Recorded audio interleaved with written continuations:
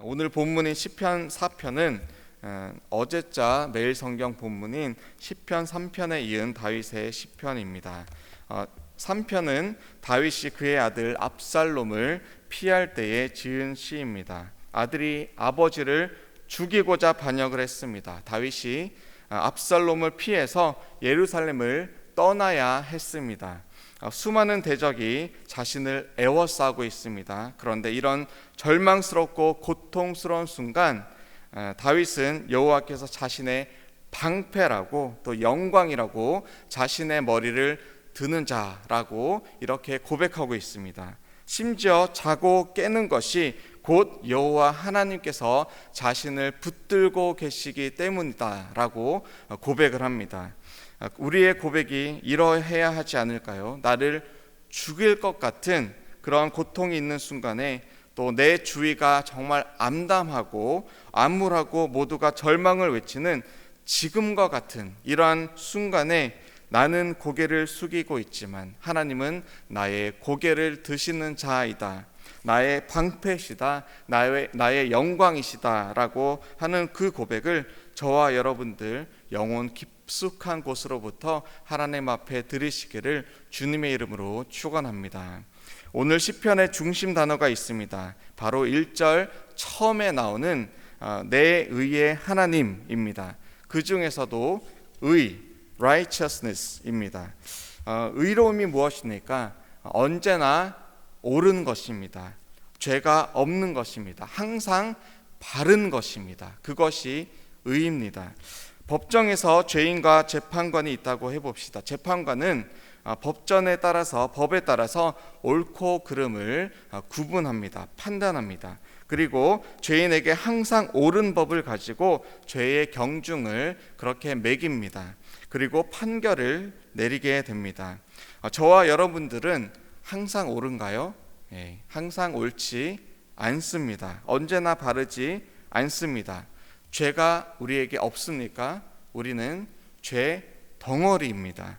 그렇기 때문에 우리는 죄가 없으신 또 완전하신 의로우신 우리를 깨끗하게 하시는 하나님을 부를 때에 의의 하나님 그렇게 부르는 것입니다.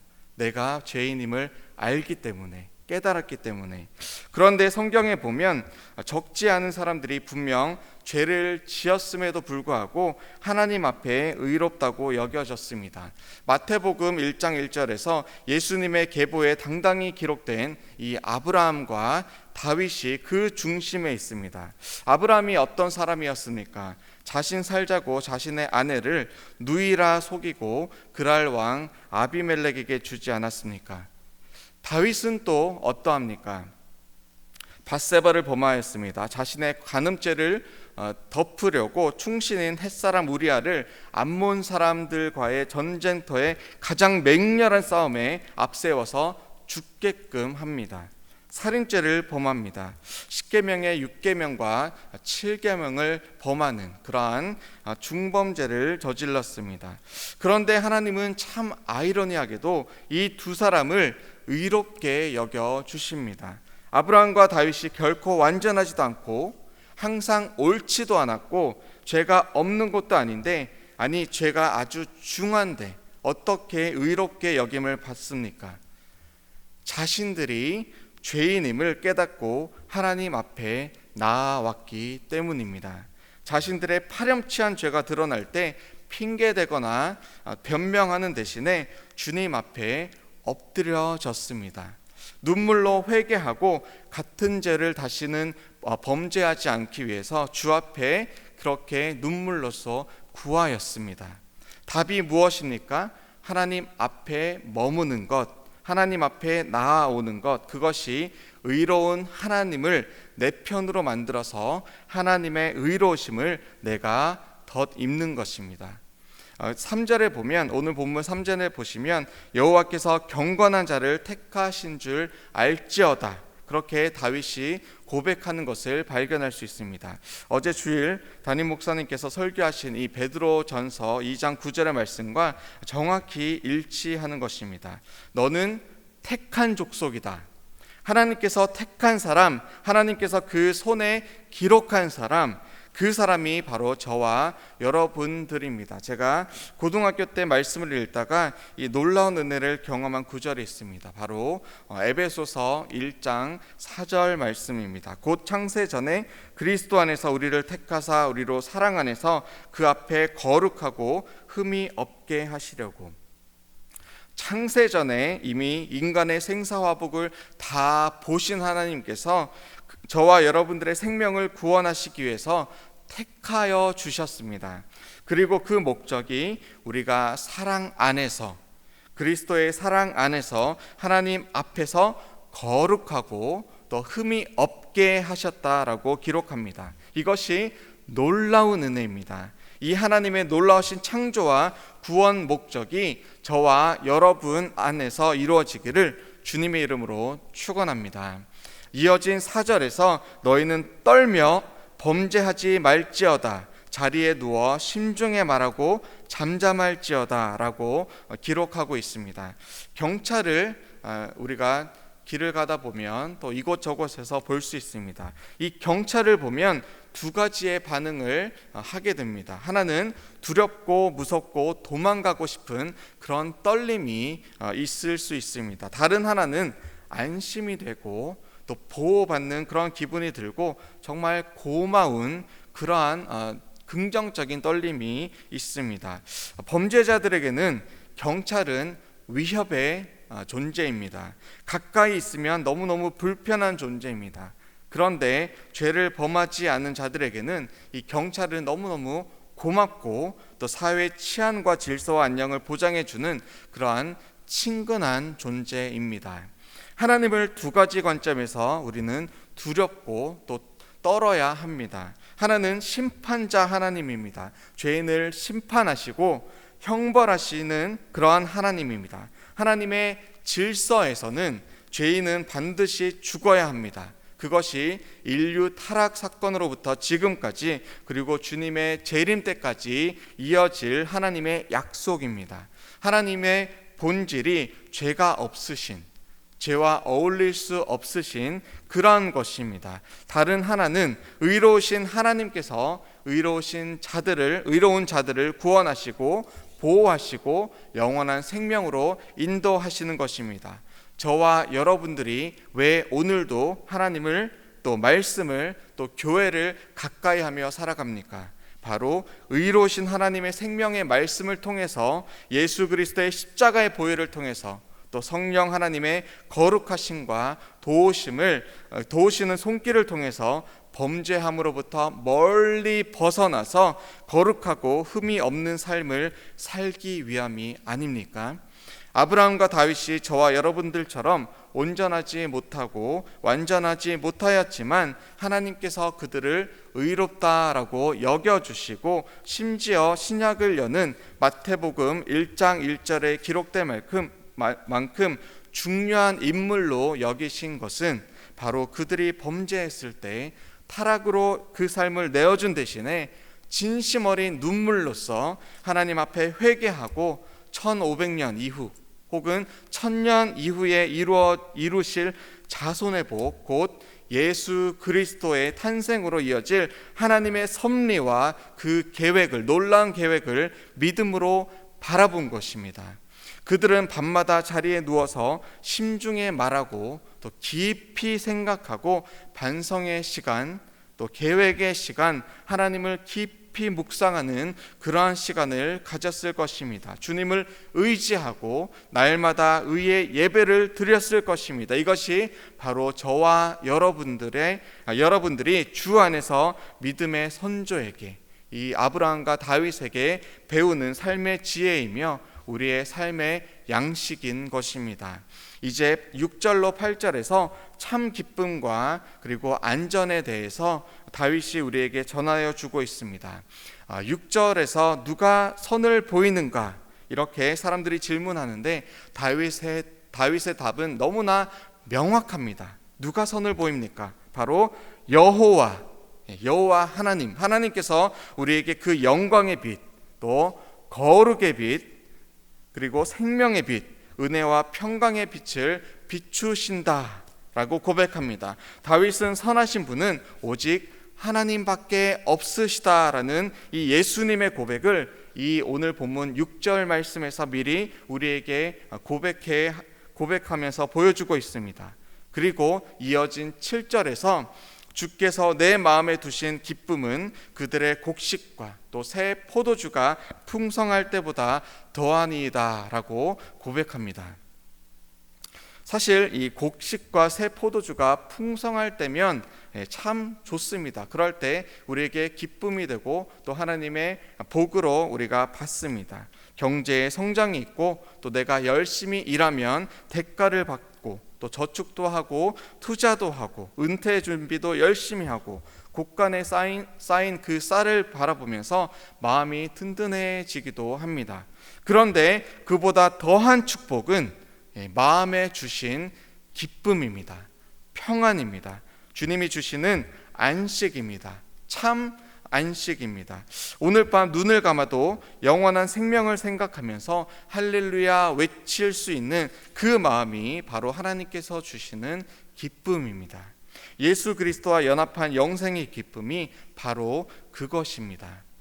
빌립보서 4장 4절로 7절 아마 많은 분들이 좋아하는 그러한 구절일 것입니다. 주 안에서 항상 기뻐하는 것, 관용을 모든 사람에게 알게 하는 것, 아무것도 염려하지 않고 모든 일에 기도와 간구로 구할 것을 감사함으로 하나님 앞에 아뢰는 것. 그러면 하나님의 평강이 무엇이다 라고 기록하고 있습니까?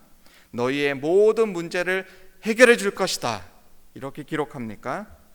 필요한 모든 것을 다 채워주겠다 라고 기록하고 있으니까 모든 것이 날마다 때마다 순간마다 형통할 것이다 이렇게 기록합니까? 정답은 잘 아시듯이 그리스도 예수 안에서 너희 마음과 생각을 지키시리라 라고 기록하고 있습니다. 내가 장수하는 것이 복일 수도 있지만 또 하나님의 복이 아닐 수도 있습니다. 만약에 독재자가 더 오래 산다라고 가정을 해봅시다. 독재자가 오래 살면 인류의 저주가 됩니다. 또 돈이 많다라고 하는 것을 우리가 복이다라고 생각을 해봅시다. 그것이 항상 옳습니까? 영적으로 육적으로 타락한 상태에서 돈이 많으면 그 영혼에게는 빠져나올 수 없는 저주가 될 수 있습니다. 중요한 것은 그리스도 예수 안에서 우리의 마음과 생각을 지키는 것, 그것이 곧 우리 마음에 두신 하나님의 참 기쁨이요 하나님의 참 평안이 됩니다. 예수 그리스도의 희생과 그리고 사랑과 섬김과 용서와 그리고 나눔과 하나됨, 그것이 우리에게 하나님께서 허락하신 참 기쁨입니다. 지난주 에스겔 47장 말씀을 기억하실 것입니다. 성전에서 나오는 물이 기록된 1절로 12절의 중심 내용, 하나님의 성전으로부터 곧 예수 그리스도 안에서 나오는 생명의 물, 생명수가 우리에게 또 우리를 통해서 세상으로 흘러나가도록 하는 것입니다.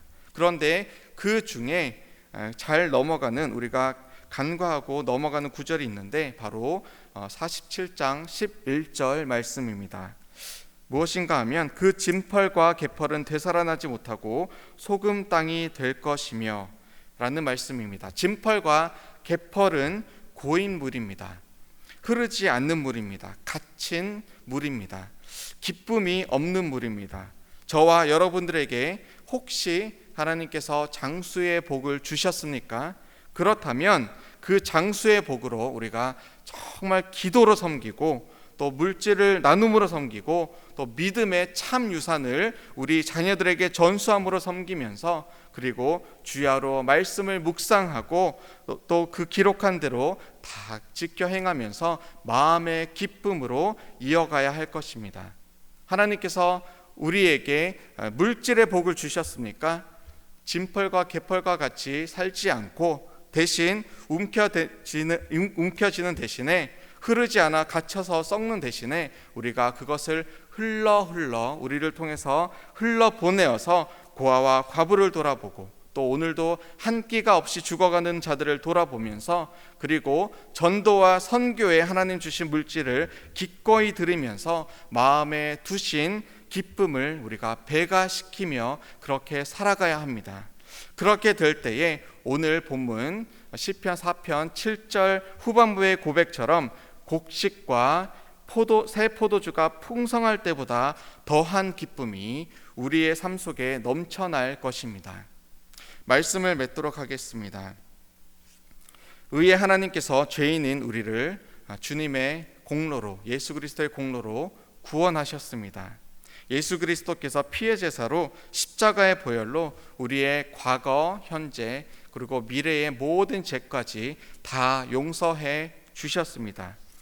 예수 그리스도의 공로로 저와 여러분들을 경건한 자로 여겨주시고 그리고 창세전에 이미 택정해 주셨습니다.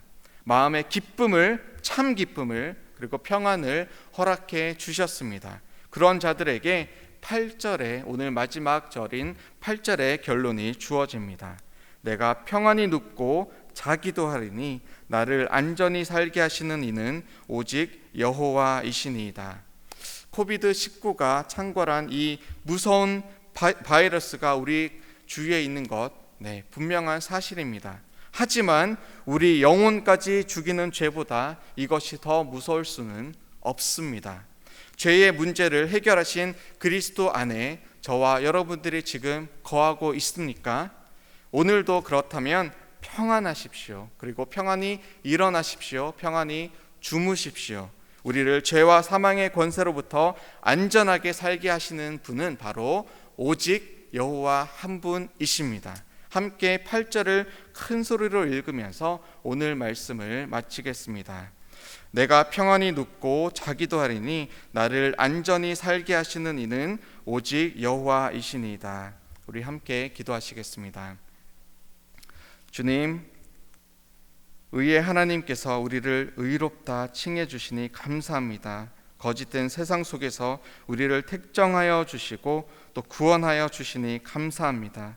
주님, 우리 마음에 주신 기쁨이 곡식과 새 포도주가 풍성할 때보다 더함을 고백합니다. 주님의 얼굴을 구합니다. 주님의 진리의 말씀을, 진리의 영을 구합니다. 주님, 오늘도 우리에게 평안한 쉼과 안식을 허락하여 주시니 감사합니다. 주님, 세상에서, 세계에서 가장 위험한 지역에서도 우리가 평안을 누릴 수 있는 은혜는 곧 죄와 사망의 권세로부터 우리를 구원하신 예수 그리스도 안에 있음을 이 시간 고백합니다. 오늘도 오직 여호와 하나님만을 구하며 살아가겠습니다. 주님, 감사합니다. 그리고 사랑합니다. 예수 그리스도의 이름으로 기도드립니다. 아멘.